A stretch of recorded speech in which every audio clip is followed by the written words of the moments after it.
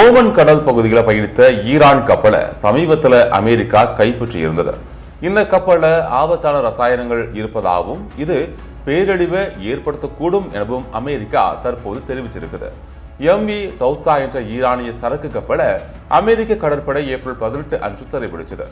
இந்த கப்பலை அப்படி என்னத்தான் இருந்தது, ஏன் அதை அமெரிக்கா கைப்பற்ற வேண்டும் என்று சர்வதேச அளவில் கேள்விகள் எழுந்திருக்கு.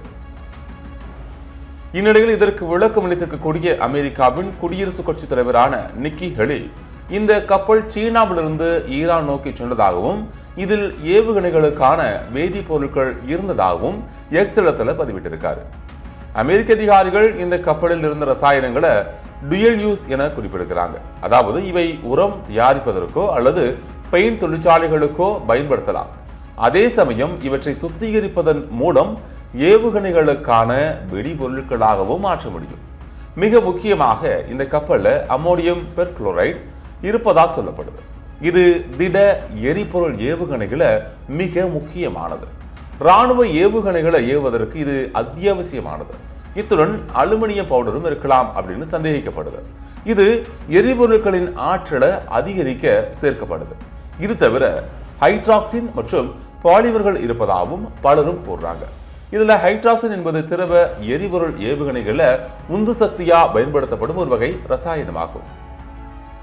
ஈரான் சாதாரண மக்கள் பயன்பாட்டுக்காக இந்த பொருட்களை இறக்குமதி செய்வதாக கூறிக்கொண்டு சீனாவின் உதவியுடன் மறைமுகமாக தனது பாலிஸ்டிக் ஏவுகணை திட்டத்தை வலுப்படுத்துது அப்படின்னு நிக்கி ஹெலியின் குற்றம் சாட்டியிருக்காரு.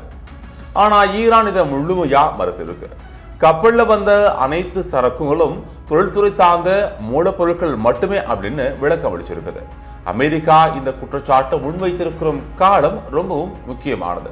அதாவது தற்போது பாகிஸ்தான் தலைநகர் இஸ்லாமாபாத்ல ஈரான் அமெரிக்க அதிகாரிகளிடையே 2ஆம் கட்ட அமைதி பேச்சுவார்த்தை நடக்க இருக்குது.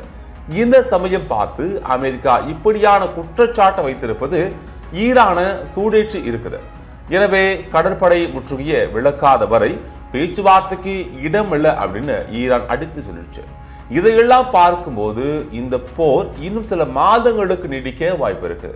அதன் தாக்கம் இந்தியா போன்ற நாடுகள்ல ஆண்டு கணக்கில் இருக்கலாம் அப்படிங்கிறதும் குறிப்பிடத்தக்கது.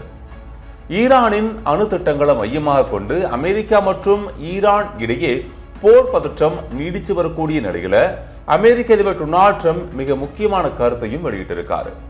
ஈரானில் இருக்கக்கூடிய செறிவூட்டப்பட்ட யுரேனியம் மீட்பது மிகவும் கடினமான மற்றும் நீண்ட கால நடவடிக்கையா இருக்கும் அப்படின்னு அவர் தெரிவிச்சிருக்காரு. இது குறித்து அவர் தனது சமூக வலைதளமான ட்ரூத் சோஷியல் வெளியிட்டிருக்கக்கூடிய பதிவுல ஆபரேஷன் மிட்நைட் ஹேமர் என்ற பெயரில் மேற்கொள்ளப்பட்ட நடவடிக்கை ஈரானில் இருக்கக்கூடிய அணுசக்தி தளங்களை முற்றிலுமா செயலிழக்க செய்வதற்காக மேற்கொள்ளப்பட்டது அப்படின்னு தெரிவிச்சிருக்காரு. மேலும் அந்த தளங்கள்ல பதுக்கி வைக்கப்பட்டிருக்கக்கூடிய பொருட்களை அங்கிருந்து தோண்டி எடுத்து மீட்பது மிகவும் சிரமமான மற்றும் நீண்ட கால வேலை அப்படின்னு அவர் கூறியிருக்காரு.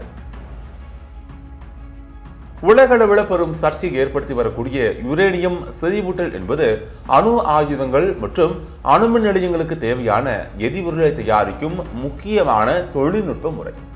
இந்த முறையின் மூலம்தான் உருவாகக்கூடிய செறிவூட்டப்பட்ட யுரேனியம் அணுகுண்டு தயாரிப்பில் பயன்படுத்தப்படலாம் அப்படிங்கிறதால பல நாடுகள் இதை கடுமையா கண்காணிச்சுட்டு வர்றாங்க. அமெரிக்கா தொடர்ந்து ஈரான் மீது ஒரு முக்கிய குற்றச்சாட்டை முன் வச்சுட்டு வருது.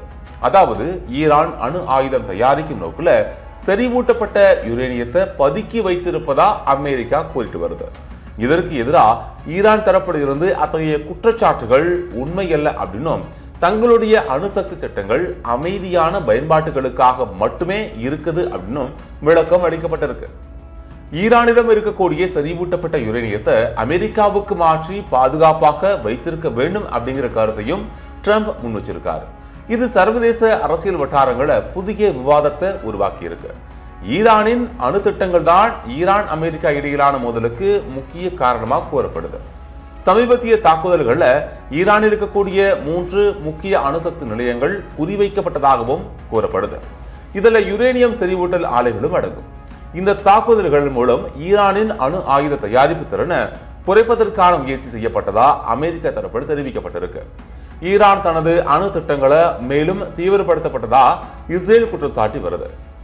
இதனால தான் மத்திய கிழக்கு பகுதியில் நிலவும் பதற்றம் தொடர்ந்து அதிகரிச்சுட்டு வருது. ஈரானின் யுரேனியம் திட்டம் தொடர்பான இந்த விவகாரம் உலக அரசியல் மற்றும் பாதுகாப்பு துறையில மிக முக்கியமான ஒன்றாகவும் மாறியிருக்கு.